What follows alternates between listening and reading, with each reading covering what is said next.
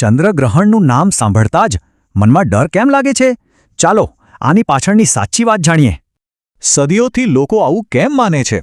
આની પાછળનું કારણ શું છે? ચાલો ઊંડાણમાં જઈએ. જ્યારે પૂર્ણ ગ્રહણ થાય છે ત્યારે આકાશમાં ચંદ્ર અચાનક લોહી જેવો લાલ દેખાવા લાગે છે. અને આ જ લાલ રંગને કારણે લોકો તેને બ્લડ મૂન એટલે કે લોહિયાળ ચંદ્ર કહે છે.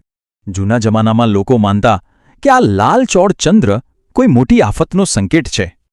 આપણી પૌરાણિક કથાઓમાં તો એવું કહેવાય છે કે રાહુ કેતુ નામના રાક્ષસો ચંદ્રને ગળી જાય છે. બસ આ જ ડરના કારણે લોકો ગ્રહણ વખતે ખાવા પીવાનું પણ બંધ કરી દેતા હતા.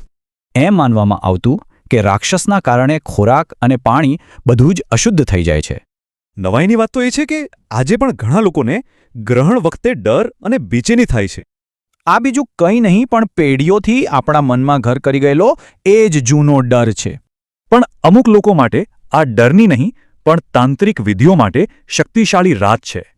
અને એટલે જ અમુક લોકો આખી રાત જાગીને તાંત્રિક ક્રિયાઓ પણ કરે છે. પણ આ બધી માન્યતાઓ છે. હવે ચાલો જોઈએ કે વિજ્ઞાન આ વિશે શું કહે છે. સાચું કારણ કોઈ રાક્ષસ નથી. બધો ખેલ પૃથ્વી, સૂર્ય અને ચંદ્રની સ્થિતિનો છે. પૃથ્વીના વાતાવરણમાંથી પસાર થતી વખતે સૂર્યનો માત્ર લાલ પ્રકાશ જ ચંદ્ર સુધી પહોંચે છે.